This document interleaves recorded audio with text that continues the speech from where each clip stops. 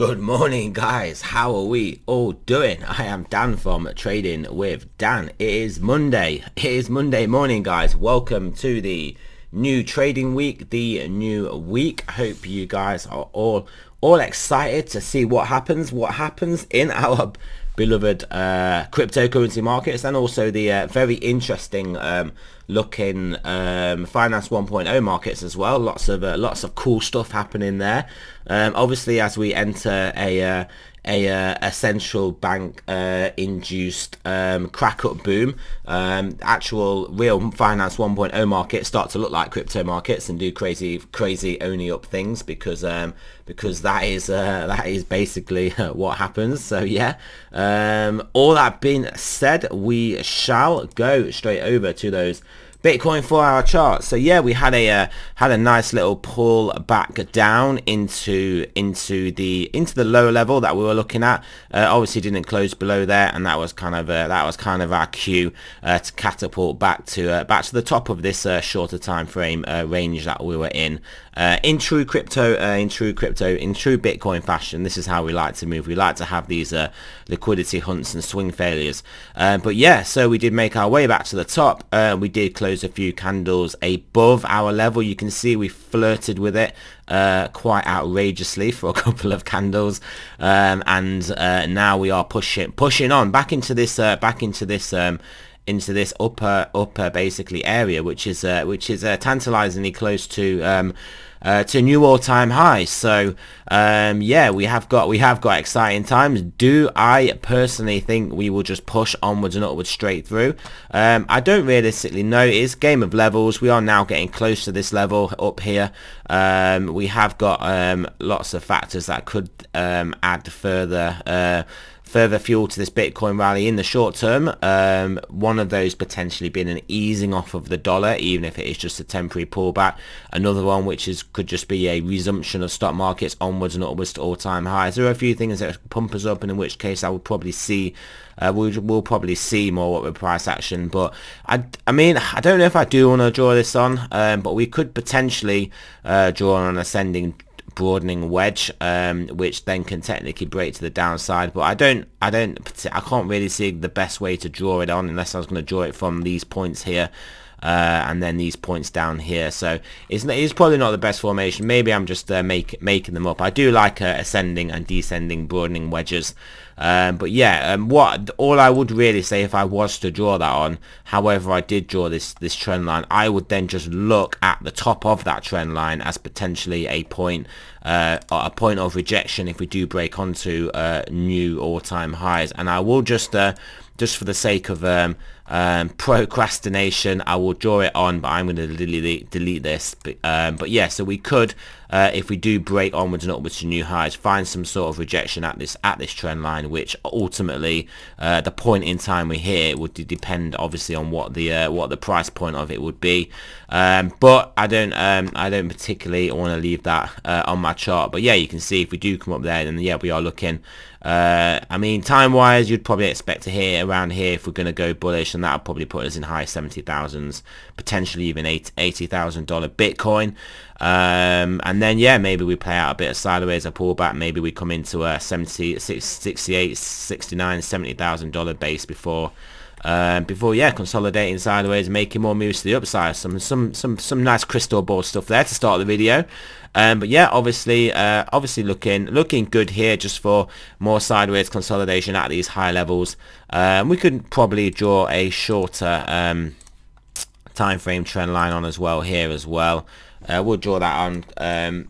Potentially going to be of some importance if we do start to break onwards and upwards. But I suspect if we break above here, we'll take this out, and we'll go into a shorter term time period of price discovery. So yeah, Ethereum Satoshi pairing, it is recovering somewhat from this pull down into this below this horizontal. We have tried to obviously make progress above, get back above, but currently hovering there or thereabouts. But yeah, always ever the Ethereum optimistic bull. I do think this will kind of get going. I mean, if Bitcoin just glides its way up in an orderly fashion, then I would expect Ethereum to start get going.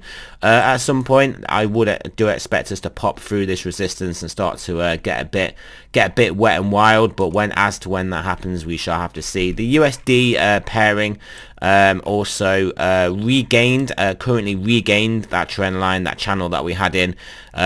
It was obviously looking like we could break it at this point, and we did break it, but to find ourselves back inside the good old crypto swing failure. I mean, obviously it depends where we draw the line, but we had a similar thing down here, back below it, into it, below this horizontal also, swing failure below, and then once we pop back up, acceleration to the top. So I mean, acceleration to the top, if we are to hit it at maybe this point in time, we are looking at basically a plus $5,000 Ethereum, but we're in a 4,750 anyway. So what is another $250 or so between friends anyway?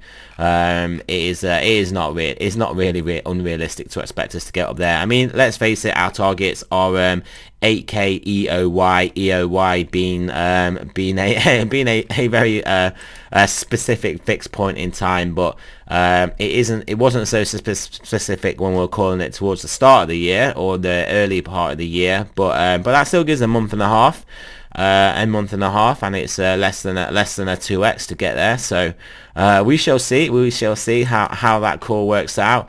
It's not like I'm going to be devastated if we don't make it, but it'd be nice if we do make it, and if we don't make it, we know we're going to make it, just it will be obviously in Q1 of next year.